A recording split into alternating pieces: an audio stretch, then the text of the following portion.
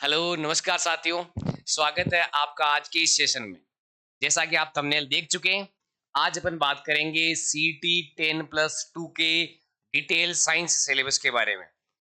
अभी जैसा आपको पता है कि सीईटी परीक्षा है, 10+2 परीक्षा जो अक्टूबर के माह में आयोजित की जानी है, उसके लिए विस्तृत सिलेबस है, वो आरएसएसबी बोर्ड द्वारा जारी कर दिया गया है। इस विस्तृत सिलेबस में जो साइंस वाला जो पोर्शन है, इस पोर्शन पर अपन चर्चा करेंगे।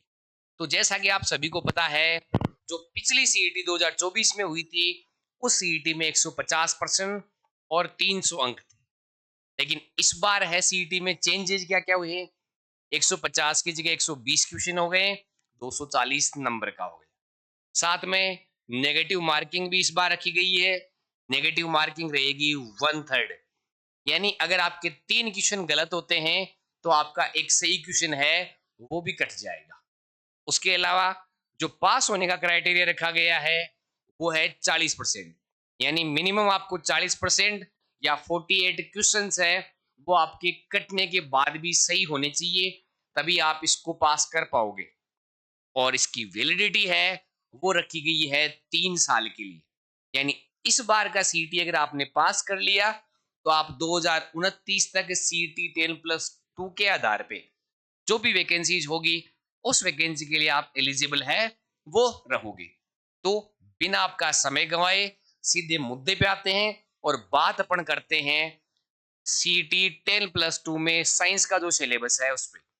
तो जैसा कि आपको बताया गया है, काफी सब्जेक्ट में सिलेबस में चेंजेस हुए, लेकिन अपना जो साइंस का सिलेबस है सीईटी 10+2 का पिछली वाले का ले लो, चाहे एलडीसी पिछली वाली आयोजित हुई, इस बार की जो एलडीसी है वो एग्जाम आयोजित हो रही है, या फिर ये जो नया सीईटी का एग्जाम है, इसमें सिलेबस में किसी भी प्रकार का बदलाव नहीं किया गया है।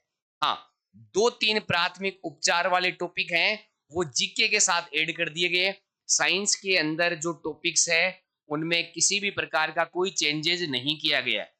तो अपन जानते हैं एक एक टॉपिक को उसकी बारीकी के साथ में कि उस टॉपिक में अपने को पढ़ना क्या क्या है। तो अपन बात करते हैं भाई इस सिलेबस के बारे में। तो देखो, सबसे पहले अपन बात करेंगे, दैनिक विज्ञान के नाम से अपना सिलेबस दे रखा है, इसमें सबसे पहले अपन बात करेंगे केमिस्ट्री की। केमिस्ट्री वाले पोर्शन में अपने पास में कौन कौन से टॉपिक है वो दे रखे हैं। तो देखो भाई, अपन इन टॉपिकों में अगर अपन चले तो अपने पास में देखना सबसे पहले क्या दे रखा है, भौतिक एवं रासायनिक परिवर्तन। अभी भी जो अपने पास में वनपाल का पेपर हुआ वहां पे सवाल पूछे भी गए। यहाँ पर सीधा सीधा सवाल आपको पूछा जाएगा, भौतिक परिवर्तन क्या है, उसके उदाहरणों के बारे में, कौन सा भौतिक है कौन सा नहीं है, कौन सा रासायनिक का उदाहरण है कौन सा नहीं है। तो इन भौतिक और रासायनिक परिवर्तन है, इनके एग्जाम्पल पे सीधा सवाल जरूर पूछा जाएगा। उसके बाद में अपने पास में आ जाता है ऑक्सीकरण एवं अपचयन अभिक्रिया, ऑक्सीडेशन एंड रिडक्शन रिएक्शन। बहुत बार ये दवा है कि एग्जाम में ऑक्सीकरण और अपचयन से सवाल जरूर पूछे गए, और कई बार तो ये हुआ है कि दोनों को एक साथ पूछ के रेडॉक्स अभिक्रिया के बारे में है वो पूछ लेता है। कई बार वो अपचायक पूछ लेता है, कई बार ऑक्सीकारक पूछ लेता है। तो यहां से है वो सवाल हर बार बना है। इसके बाद में अपने पास में आ जाता है उत्प्रेरक, कैटलिस्ट। अगर अपन उत्प्रेरक की बात करें तो कई बार वो सवाल दे देगा उत्प्रेरक की विशेषताओं में से कि बताइए निम्नलिखित में से कौन सी विशेषताएं उत्प्रेरक की है या नहीं है। फिर उसके बाद में आते हैं उत्प्रेरक के प्रकार। आपको एक एग्जाम्पल देके पूछ लिया जाएगा, बताइए इसमें उत्प्रेरक है वो किस प्रकार का उत्प्रेरक है। फिर अपने पास में कुछ कारक आते हैं, उत्प्रेरक वर्धक, उत्प्रेरक विष, जो उत्प्रेरक की क्रियाशीलता को भी प्रभावित करते हैं। तो उन कारकों के बारे में है वो जरूर ये सवाल है वो पूछ लेता है।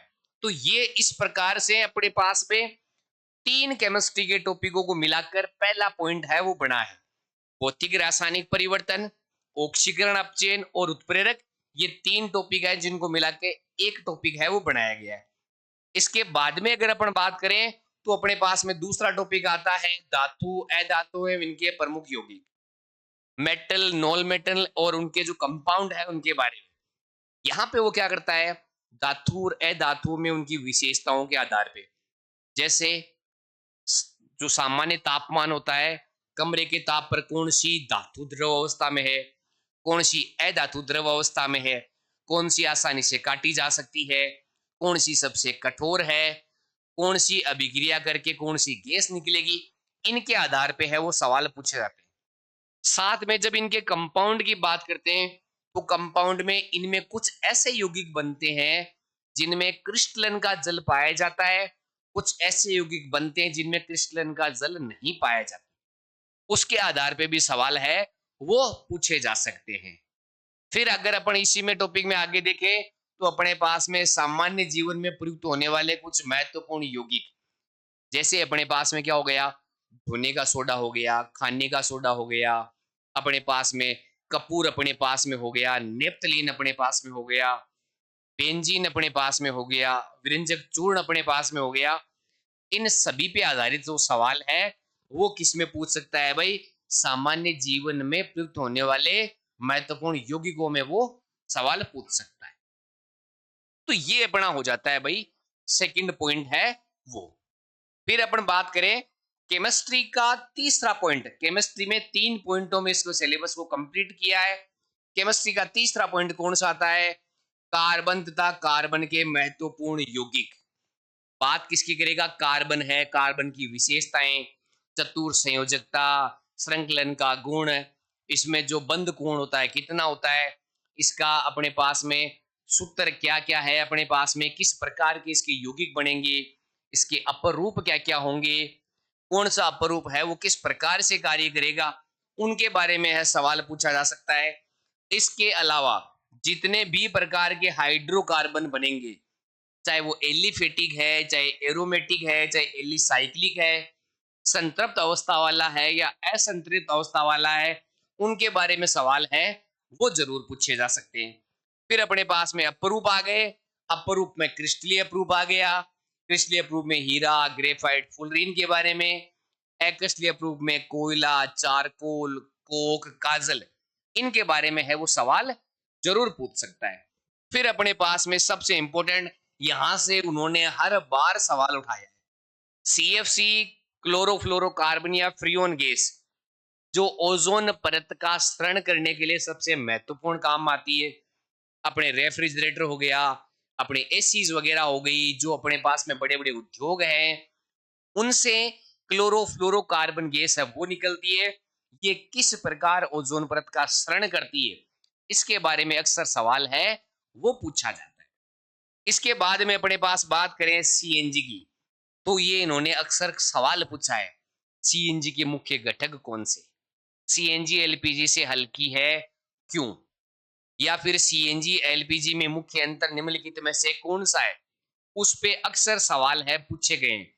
या फिर अपने सीएनजी और एलपीजी को किस विधि द्वारा पृथक किया जा सकता है, उस पे सवाल पूछे गए हैं। फिर अपने पास में आ जाता है बहुलक। बहुलक की अपन बात करें, बहुलक में सामान्यतः सवाल क्या पूछते हैं भाई, अगर अपने को दे दिया गया बताइए ये बहुलक है, इसकी एकलक इकाई कौन कौन सी है, यानी ये किन किन 2 या 3 एकलक इकाइयों से मिलकर बना है। कई बार एकलक इकाइयां दे दी और पूछ लिया गया इनसे बनने वाला बहुलक कौन सा होगा। अब बहुलक प्राकृतिक है या कृत्रिम है, इसके बारे में भी पूछा जा सकता है। कई बार वो उपयोग के आधार पे भी पूछ लेता है कि बताइए बेकेलाइट का प्रयोग किस में किया जाता है, टेफ्लॉन का प्रयोग किस में किया जाता है। तो इस प्रकार के सवाल है बहुलक वाले पॉइंट से पूछ सकता है। फिर है साबुन और अपमार्जक। यहां से सवाल है मिसेल अणु का सवाल बन सकता है। मिसेल अणु में जल रागी भाग कौन सा है, जल विरागी भाग कौन सा है, साबुन किस प्रकार के यौगिक है, अपमार्जक किस प्रकार के यौगिक हैं, साबुन कठोर जल के साथ झाग क्यों नहीं दे रहा है जबकि अपमार्जक झाग दे पाते हैं, इनके बारे में वो सवाल पूछ सकते हैं। तो ये जो अपना 3 टॉपिक दे रखे हैं जिनमें सब टॉपिक भी बांट रखे हैं, ये अपने पास में जो मैटर है वो किसका आ जाता है, वो अपने केमिस्ट्री या रसायन विज्ञान, किस किस का आ जाता है भाई, केमिस्ट्री या रसायन विज्ञान का जो है ये 3 पॉइंट है वो केमिस्ट्री वाले चैप्टर से है अपने को दे रखे हैं। इसके बाद में अपन सिलेबस के आगे वाले पॉइंट में अगर अपन चलें तो देखो अपने पास में क्या दे रखा है भाई, विद्युत वाला दे रखा है, अपने पास में प्रकाश वाला दे रखा है। यानी ये जो अपने पास में पॉइंट रहेगा ये कौन सा रहेगा भाई, ये अपने पास में रहेगा भौतिक विज्ञान का। इसमें फिजिक्स या भौतिक विज्ञान का जो पॉइंट है वो अपने पास में रहेगा। कितने चैप्टर है भाई, 2 चैप्टर इसके अंदर दे रखे हैं। पहला चैप्टर कौन सा है भाई, प्रकाश का परावर्तन और उसके नियम। प्रकाश के परावर्तन के उदाहरण कौन से हैं, अब उससे रिलेटेड प्रकीर्णन भी पूछ लेता है। फिर प्रकाश के परावर्तन के नियम, नियमों पे आधारित वो सवाल पूछ लेता है। बताइए आपतन कोण इतना है तो ये कोण कितना होगा, या इस कोण का 2 गुना कितना होगा। इस प्रकार का सवाल है वो परावर्तन के नियम से अक्सर पूछा जाता रहा है। जब प्रकाश का परावर्तन होता है तो प्रकाश के वर्ण विक्षेपण से भी सवाल पूछे जाते हैं। प्रकाश के वर्ण विक्षेपण में 7 रंगों का क्रम कौन सा है, आवृत्ति किसमें ज्यादा है, ऊर्जा किसमें ज्यादा है, अपवर्तनांक किसमें ज्यादा है, तरंग दैर्घ्य किसमें ज्यादा है, वर्ण विक्षेपण किसमें ज्यादा है, विचलन किसमें ज्यादा है, इनके बारे में अक्सर सवाल पूछे जाते रहे हैं। फिर वर्ण विक्षेपण के साथ में अपवर्तन और पूर्ण आंतरिक परावर्तन से इंद्रधनुष बनता है। इंद्रधनुष पे सवाल पूछे जा सकते हैं। तो वहां पे वो पॉइंट कौन सा रहेगा भाई, वर्ण विक्षेपण का पॉइंट है अपने पास में रहेगा। फिर अपने पास में आ जाता है लेंस के प्रकार। अपने को लेंस के प्रकारों के बारे में पूछा जाता है, लेंस कितने प्रकार का होता है। उस लेंस के प्रकार के बाद में अपने को क्या पूछ देगा, दृष्टि दोष और उसका निवारण। यानी लेंस कौन कौन से हैं, किस लेंस का उपयोग कब किया जाता है, और अगर मान लो किसी में मानव नेत्र है, मानव नेत्र के बारे में पूछा जा सकता है, कौन सा अंग किस कार्य के लिए जाना जाता है। और उसके बाद में आ जाएगा अपने पास में कि अगर नेत्र में कोई दोष हो गया तो उस दोष के लक्षण क्या है, उसका इफेक्ट क्या होगा, और उस लक्षण से बचना है, उस दोष से बचना है तो उसका निवारण अपन किस तरह से करेंगे। ये अपने किस में पूछा जाता है, प्रकाश वाले चैप्टर है उसमें अक्सर पूछा जाता रहा। फिर अपने पास में 5वां जो पॉइंट आता है उसमें अपन बात किसकी करेंगे, विद्युत की। तो सबसे पहले विद्युत धारा। विद्युत धारा में विद्युत धारा की परिभाषा अपने पास में हो गई, धारा का सूत्र अपने पास में हो गया। यहां से प्रश्न न्यूमेरिकल रूप में पूछ सकता है अपने पास में। फिर अपने पास में धारा का प्रवाह किधर से किधर होगा, धारा किस प्रकार की राशि है, ये सवाल पूछ सकता है। फिर विद्युत धारा पे अपने आधारित ओम का नियम, ओम के नियम के बारे में भी, ओम का नियम कब लागू होगा, कौन कौन से ऐसे पदार्थ हैं जो ओम के नियम का पालन नहीं करते हैं, ओम के नियम का पालन होने के बाद में प्रतिरोध किस प्रकार से बनेगा, प्रतिरोध की निर्भरता किस प्रकार से होगी, प्रतिरोधकता क्या होती है, उन चीजों पे अपने को सवाल है वो पूछे जा सकते हैं। फिर अपने पास में आ जाता है विद्युत सेल। विद्युत सेल होते क्या हैं, कौन सी ऊर्जा को कन्वर्ट करते हैं, विद्युत सेल कितने प्रकार के हैं, जब 2 प्रकार अलग अलग आ जाते हैं तो उनमें क्या समानताएं हैं, क्या उनमें भिन्नताएं हैं, उनके बारे में। और फिर अपने पास में आ जाता है फेराडे के विद्युत चुंबकीय प्रेरण के नियम अपने पास में आ जाते हैं। तो फेराडे के विद्युत चुंबकीय पृथक्करण के पहला और द्वितीय नियम, वो दोनों नियम है क्या क्या, उनके बारे में अपने पास में है, वो इसमें सवाल आ जाएंगे। फिर फेराडे के विद्युत चुंबकीय प्रेरण पे आधारित एक उपकरण अपने पास में आता है, विद्युत जनित्र। विद्युत जनित्र है क्या, विद्युत जनित्र कितने प्रकार के हैं, एसी और डीसी विद्युत जनित्र में मेन अंतर क्या होता है, कौन कौन सी समानताएं हैं, कौन सी भिन्नताएं हैं, इसके बारे में है वो पूछ सकता है। फिर अपने पास में आता है विद्युत मोटर। विद्युत मोटर है, विद्युत मोटर और विद्युत जनित्र दोनों एक दूसरे से अलग कैसे हैं, उसके आधार पे भी सवाल है अपने को पूछे जा सकते हैं। फिर अपने पास में है घरों में विद्युत संयोजन व्यवस्था। यहां से अक्सर सवाल पूछा जाता है, घरों में विद्युत संयोजन किस क्रम में होता है, उस क्रम में होने का क्या कारण है। घरों में अगर अपने पास में विद्युत संयोजन है तो उससे कौन कौन सी सावधानियां अपने को रखनी चाहिए, उसमें कौन कौन से सुरक्षा उपकरण अपने को लगाने चाहिए, सुरक्षा उपकरण है वो किस प्रकार काम करते हैं, उस पे अपने को सवाल पूछा गया है। कौन कौन से घरों में काम आने वाले उपकरण है, वो किस प्रकार काम करते हैं, कौन सी ऊर्जा को एक दूसरे में रूपांतरित करते हैं, इसके बारे में सवाल पूछा गया है। उनका रख रखाव और उपयोग कैसा होना चाहिए और क्या क्या अपने को सावधानियां रखनी चाहिए, इसके बारे में अक्सर सवाल है वो पूछे जाते रहे हैं।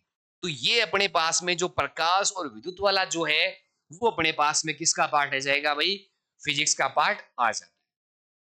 तो अपने अभी तक अपन ने देखा कि केमिस्ट्री में 3 पार्ट में डिवाइड कर रखा है और फिजिक्स में अपने पास में 2 चैप्टर है उनमें डिवाइड कर रखा है। उसके बाद में अगर अपन बात करें तो अपने पास में है वो कौन सा चैप्टर आ जाता है भाई, प्रौद्योगिकी वाला चैप्टर आ जाता है। कौन सा वाला चैप्टर आ जाता है, जो प्रौद्योगिकी या टेक्नोलॉजी वाला पोर्शन है वो अपने पास में आ जाता है। इसमें अपने पास में देखिए तो क्या है भाई, अंतरिक्ष और सूचना प्रौद्योगिकी, अंतरिक्ष के साथ साथ में आईसीटी वाला पोर्शन है वो भी अपने पास में रहता है। इसमें क्या क्या है भाई, भारत का अंतरिक्ष अनुसंधान कार्यक्रम, अगर भारत में अंतरिक्ष के संदर्भ में अपन बात करें तो सबसे बड़ी संस्था है इसरो। इसरो के साथ इसरो की बाकी अन्य संस्थाएं किस प्रकार से जुड़ी हुई है, यहाँ से अंतरिक्ष में कौन कौन से देशों ने कौन कौन से उपग्रह भेजे हैं, उनकी विशेषताएं क्या है उनके बारे में, और भारत ने अपना अंतरिक्ष अनुसंधान कार्यक्रम है वो कब प्रारंभ किया, किस प्रकार उसका डेवलपमेंट हो रहा है, भारत ने कौन कौन से रॉकेटों का प्रक्षेपण किया है, इनसे क्या क्या अपने को बेनिफिट हुआ है इसके बारे में। और साथ में अपने पास में क्या आ जाएगा, सूचना प्रौद्योगिकी। सूचना प्रौद्योगिकी में आउटपुट इकाइयां कौन सी है, इनपुट कौन सा है, हार्डवेयर कौन से हैं, सॉफ्टवेयर कौन से हैं, नेटवर्किंग के प्रकार है वो पूछ सकता है। इसके अलावा जैसे अपने पास में हैकिंग वगैरह है, ये चीजें क्या है, मालवेयर अपने पास में क्या है, फिशिंग जैसे शब्द पूछे जाते हैं इनका क्या अर्थ होता है, तो वो अपने पास में किस में पूछा जाएगा, आईसीटी वाले पोर्शन में पूछा जाएगा। तो जो टेक्नोलॉजी वाला पार्ट है उसमें अंतरिक्ष के साथ साथ में सूचना प्रौद्योगिकी है वो भी अपने पास में पूछा जाता है। फिर अपन बात करते हैं तो फिर अपने पास में किसका पॉइंट आता है भाई, जीव विज्ञान या बायोलॉजी वाला सेक्शन है वो अपने पास में आता है। उसमें अपने पास में सबसे पहला पॉइंट कौन सा है, आनुवंशिकी से संबंधित सामान्य शब्दावली। सबसे पहले आनुवंशिकी की परिभाषा, उसके बारे में शब्द कौन सा है, किसने दिया, फिर सामान्य शब्दावली, कुछ शब्दावली अपने पास में, जनक पीढ़ी क्या होती है, प्रथम पीढ़ी क्या होती है, लक्षण प्ररूप क्या है, जीन प्ररूप अपने पास में क्या है, प्रभावी लक्षण क्या है, अप्रभावी लक्षण क्या है, एकल संकरण क्या है, द्विसंकरण क्या है, इनके बारे में सामान्य शब्दावली अक्सर है वो पूछी जाती है। फिर अगर अपन बात करें तो आनुवंशिकता पे प्रयोग करने वाले मेंडल साहब के आनुवंशिकता के नियमों की, कि मेंडल साहब ने मटर के पौधे का चयन ही क्यों किया, मटर के पौधे का चयन करने से उन्हें क्या लाभ हुआ, मटर के पौधे पर कितने लक्षणों पर उन्होंने प्रयोग किया, प्रयोग करने के बाद में कौन कौन से नियम उन्होंने दिए, उन नियमों में जीन प्ररूप क्या आया, लक्षण प्ररूप है वो क्या आया अपने पास में। फिर अपने पास में आ जाता है मेंडल के नियमों के अपवाद भी कई बार पूछ लेता है। उनके बाद में अपने पास में आता है गुणसूत्रों की संरचना, कि गुणसूत्र है इसके अंदर कौन कौन से भाग पाए जाते हैं, इन भागों का क्या क्या नाम है, इनको किस प्रकार से कार्य करते हैं, उनके बारे में है सवाल आराम से पूछे जाते हैं। फिर अपने पास में आता है न्यूक्लिक अम्ल। न्यूक्लिक अम्ल होते क्या हैं, कितने प्रकार के हैं, डीएनए, आरएनए, डीएनए में कौन कौन से कंपोनेंट पाए जाते हैं, आरएनए में कौन कौन से कंपोनेंट हैं वो पाए जाते हैं, इनके बारे में अक्सर सवाल है वो पूछा जाता है। और फिर अब आता है प्रोटीन संश्लेषण का केंद्रीय सिद्धांत, जिसको सेंट्रल डोगमा सिद्धांत भी अपन कहते हैं। सेंट्रल डोगमा सिद्धांत की बात करें तो डीएनए का प्रतिकृतिकरण क्या होता है, ट्रांसक्रिप्शन क्या होता है, ट्रांसलेशन क्या होता है, उसके बारे में अक्सर सवाल पूछे जाते हैं। फिर छोटी छोटी शब्दावली इसमें आ जाती है, जैसे सिस्टोन क्या है, रेकोन क्या है, म्यूटोन क्या है, इनके बारे में भी इसमें सवाल है वो अपने पूछे जा सकते हैं। और फिर मनुष्य में लिंग निर्धारण की अपने बात करें तो फिर मनुष्य में गुणसूत्र कितने प्रकार के होते हैं, मेल्स में कौन से होते हैं, फीमेल में कौन से होते हैं, जनन की जो प्रक्रिया है वो कौन सी होती है। अगर मान लो गुणसूत्रों में समस्यात्मक आ जाती है तो उससे किस प्रकार के सिंड्रोम प्रदर्शित होते हैं।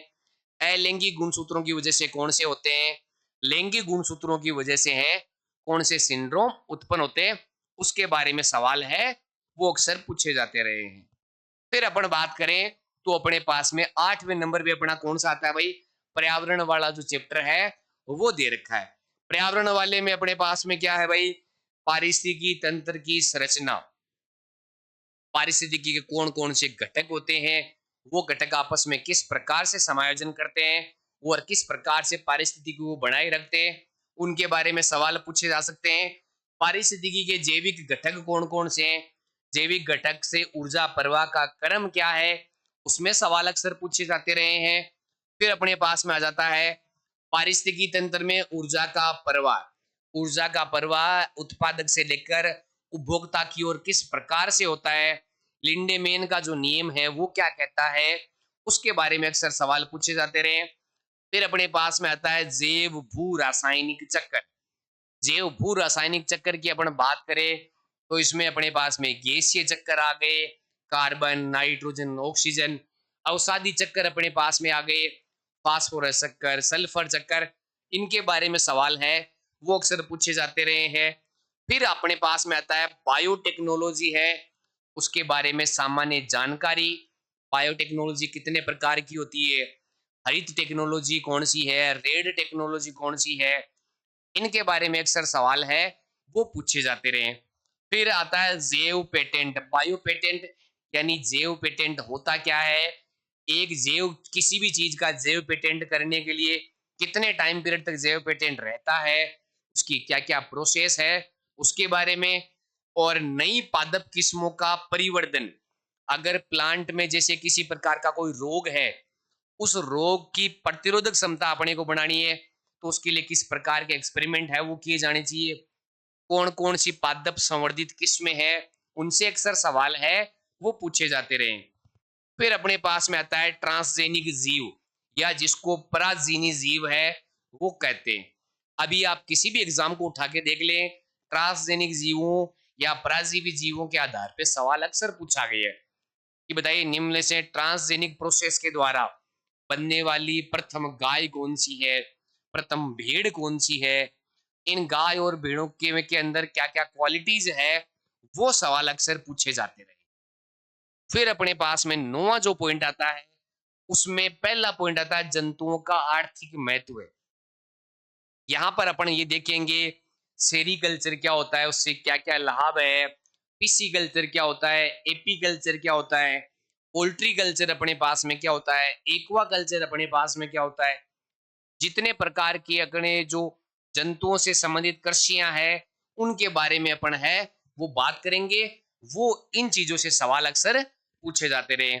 फिर पादपों का आर्थिक महत्व है, यहाँ से अक्सर सवाल पूछा आता है कि बताइए इनमें से कौन सा पादप का भाग खाए जाने योग्य है, कौन सा पादप, ये जो फल अपने पास में आया है ये पादप के किस भाग से प्राप्त हुआ है, इसकी जो संवर्धित किस्में हैं वो अपने पास में कौन सी है, उनके बारे में अक्सर सवाल पूछा जाता रहा है। कौन से पादप औषधीय पादप के रूप में काम आते हैं वो चीजें अक्सर पूछी गई है। तो वो अपने पास में किस में आ जाता है भाई, पादपों के आर्थिक महत्व वाले पॉइंट में आ जाता है। फिर अपन सबसे लास्ट में बात करें तो अपने पास में 10वें में क्या आता है, ब्लड ग्रुप है। ब्लड ग्रुप की खोज किसके द्वारा की गई, कितने प्रकार के ब्लड ग्रुप अपने पास में है, उनका वर्गीकरण किस प्रकार से किया गया है, कौन सा सार्वत्रिक दाता है, कौन सा सार्वग्राही है, कौन सा रक्त समूह कौन से रक्त ले सकता है, किसको दे सकता है, इस पे सवाल पूछे गए। फिर अगर किसी एक दूसरे व्यक्ति से रक्त का आदान प्रदान होता है तो उसमें कौन सी सावधानियां रखनी चाहिए, उसकी प्रोसेस क्या होनी चाहिए, रक्त को कितने टेम्परेचर पे रखना चाहिए, कब दूसरे व्यक्ति को चढ़ाना चाहिए, वो सारी चीजें किस में आ जाती है, रक्तदान में। फिर आता है कि अपने पास में आरएच कारक, एक नया एंटीजन पाया जाता है। आरएच कारक, वो आरएच कारक की खोज किसने की, आरएच कारक होता क्या है, किसमें प्रेजेंट होता है, किसमें प्रेजेंट नहीं होता, प्रेजेंट होता है तो इसका क्या इफेक्ट पड़ता है, उसके बारे में अक्सर सवाल है वो पूछा जाता रहा है। फिर अपने पास में आ जाता है रोगाणु और मानव स्वास्थ्य। कौन-कौन से रोग हैं, किस प्रकार से वो फैलने वाले हैं, संक्रामक है या असंक्रामक है, आनुवंशिक है या अनानुवंशिक है, उनके टीके कौन-कौन से हैं, उनका उपचार क्या है, उनको टीकों की खोज किसके द्वारा की गई, वो सारी चीजें रोगाणु और मानव स्वास्थ्य में आती है। फिर अपने पास में कुपोषण और मानव स्वास्थ्य। अगर अपन संतुलित आहार की बात करेंगे, पोषक तत्वों की बात करेंगे, कार्बोहाइड्रेट, विटामिन, प्रोटीन, खनिज लवण, जल और रेशे, इनकी बात करेंगे, ये किस प्रकार से शरीर को मिलते हैं, इनकी कमी होती है तो कौन सी डिजीज होती है, कौन कौन से घटक अपने शरीर को किस काम में प्रयुक्त होते हैं, कौन से रोगों से बचाते हैं, कौन से भोजन का निर्माण अपन करते हैं, उनके बारे में अक्सर पूछा जाता है। और बाद में मानव कारण रोग है, उनके कारण और निवारण का अपने पास में दे रखा है कि अगर कौन सा रोग हो जाता है तो उसका क्या कारण है, उसका रोग जनक कौन सा है, और रोग जनक के बाद उस रोग को फैलाने वाला रोग वाहक कौन सा है, और उसके बाद में उसका निवारण किस प्रकार से किया जाए। ये अपने कौन से में आ जाता है, 10वें पॉइंट में आ जाता है। तो ये है आरएसएसबी बोर्ड के द्वारा अपने सीटी 10+2 के लिए जारी किए गए साइंस के सिलेबस के द्वारा। तो मैं इतना कहना चाहूंगा जो भी सीटी 10+2 के विद्यार्थी हैं उनके लिए, कि आप अगर सीटी 10+2 परीक्षा उत्तीर्ण कर लोगे तो उसके बाद में एलडीसी की वैकेंसी जो आपके लिए आएगी निकट भविष्य में, उसमें भी साइंस का यही डिट्टो सिलेबस आपके रहने वाला है। तो आपकी एक बार की तैयारी आपको दोनों एग्जामों के लिए फायदा है, वो पहुंचा सकती है। तो ये जो सिलेबस रहा है, ये पिछली सीईटी में भी ऐसा ही था, एलडीसी एग्जाम में भी ऐसा ही था, और अभी नए सीईटी वाले के लिए भी यही सिलेबस रखा गया है। उम्मीद ही नहीं, मुझे ये आशा है, 100% आशा है कि आप इस सिलेबस को मेरे साथ है तैयारी कर लो कि एक पे कंटिन्यू अगर आप पढ़ते रहे तो आपका एक सिंगल क्वेश्चन भी आपके गलत नहीं होगा। आपकी मेहनत है वो जरूर रंग लाएगी, और इसी मेहनत के साथ आप बने रहिए। मिलते हैं नेक्स्ट सेशन में, तब तक के लिए धन्यवाद। जय हिंद, जय भारत।